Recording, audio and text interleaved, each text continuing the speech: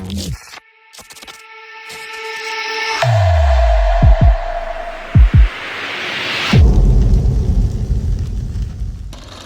man. Knicks just defeated the Heat. Yo, let me tell you something, man. I know we lost to the Cleveland the other night. We got blown out by the Celtics. We blew out Indiana. But when we beat the Heat, I'm fucking happy, bro. You don't even understand.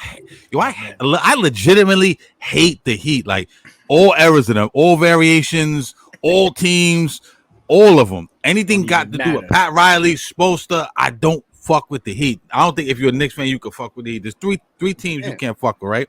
The Bulls, even though they ain't shit, but if you're like us, if you're our age, we have flashbacks of them Jordan days. The Pacers, right? Reggie Miller, and even up until last year, in 2013, up until last year when they beat us, even though we were injured, Pacers and the Heat. You can't; those three teams you can't fuck with. And Celtics is slowly becoming they list. They get notoriety and shit. You know what I mean? But but it's definitely those three teams. That quickly too. Listen, I want to just hand it off to you guys tonight, real quick.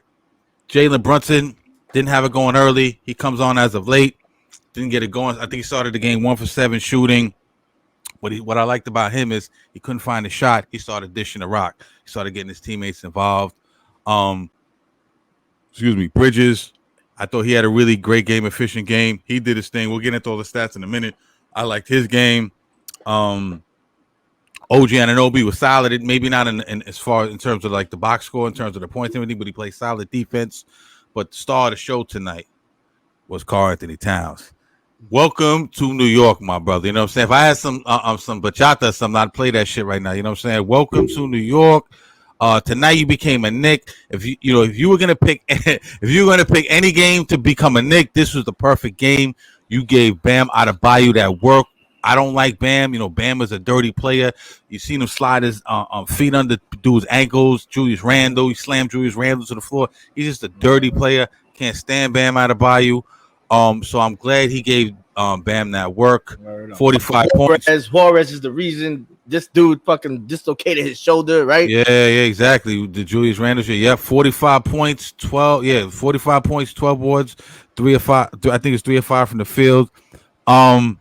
Turnarounds, hitting from threes, footwork looked good, jump hooks, rebounds, aggressive rebounds, and then he had a really dope sequence where he hit a 3-pointer towards the end of the fourth quarter, and then the next play he had a fucking 3-point play where he just hit him with that weight room shit. You know what I'm saying? So great win by the Knicks. We'll get more into it. But Jay, you watching the game tonight? I know you're an rabid Knicks fan. Talk to me about the Knicks tonight. What you think? Today was a coming out party. That's what it was. Right. That's all it was. It was a coming out party, right? And that's what we want to see. That's exactly what I wanted to see. Like in the words of my good buddy Robert, who actually called me during the game. He doesn't, for whatever reason, he doesn't like Cat, right? And he doesn't like Cat probably because of his affiliation or his affinity for what Dante did for us last year. And I understand. Right? Like I get that totally. However, at the end of the day, Cat is a Knick and Cat is a really good Knick. So he calls him big pussy, right? And it's funny because, it's kind of like a double entendre, right? You're like pussy Cat. Yeah. But, I get it. We're not calling Cat pussy by no remote stretch of the word. We're happy you're here, my boy. He came up with another one, which was funny to me, I thought. And he called him Deli Cat. Which is funny also because corner store bogus and delis.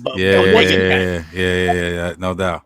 In any of the hoods, there's always a cat in these stores, right? So it's hilarious. You see the cat laying on people's bread. Facts. It's hilarious to see. But at the end of the day, it was a coming out party. We saw a little bit of everything what that man can do, right? He rebounded the basketball well, right? It looked like if you go, he had 12 boards. 44 points. He had 2 assists. He was 4 of 5 from 3-point land. He was 6 of 6 from 3-point from free throws. Pardon me. And he played 39 minutes. Yeah. Like that is a real solid version of what that man can possibly be for yeah. our New York Knicks, right? And just like you said, Jalen Brunson was not really scoring the basketball early, right? He finished with 22, but he wasn't scoring the basketball early, and he chose to, to kind of defer. Right. And he finished with 9 assists, but all those assists realistically were, not all of them, but the really poignant ones were to Cat. And I was a little concerned because I saw Brunson kind of roll the ankle, and I know that he had a little bit of an ankle issue in I think it was in Cleveland, and so I was concerned there, but he came back, right away, tied up the shoes, and I didn't really see any lingering effects. Where you start to get excited is you start to see Bridges starting to look really, really, really comfortable, right? Word. Bridgie, can't you see? Oh, right? You start seeing him look real comfortable, right? Yes, yeah. And I'll just let people know, listen, I'm excited. Like, I'm really excited of what you're gonna, like you have 6 Knicks in six Knicks in double figures, right? 1, 2, You got 3, 44, 4, 11. OG Anunoby had 11. Josh Hart had a dime. 22 for Brunson, and Miles McBride showed up as the only one who showed up off the bench. But go ahead. But that's normal. Yeah, but that's normal. Like he's worrisome. You can almost start to set your watch to him, and that's a good thing because he's starting to really come into his own. I think he'd actually, in some areas, like you pick a team, he probably could start for those teams. Like, I don't think that that he needs to totally be relegated to the 6th man. He started for us in the final. I mean, not in the finals, but in the playoffs last year, and he did a solid job when we decided to go small. So I'm excited to see what we're going to be 10 games in. Right now, we're 500 ball club, right? 2-2. Yeah. I'm excited to see what we're going to be 10 games in and 15 games in as this thing starts to really unfold. But right now, tonight, coming out party, salute to Cat. Welcome to New York. Salute to Cat. Welcome to New York. Q, well said. Q, before I shoot it to you, tonight I saw a glimpse of the last year's Knicks. They were down by as much as 13 in the third. They start to come back, start to get hot from 3, start to go down low, get buckets. You just start to see grit, determination, hustle. Josh Hart has been unsung these last couple of games, man. He's a fucking monster on the rebounds, man. I think he had 20 boards last time. I think tonight he might have 14 rebounds. I don't got the stats in front of me, but he's playing very well. +9 when he's on the floor. Yeah, man, everybody's doing real good. I saw that grit that we saw last year that I was a little bit worried. Are we going to be a finesse team?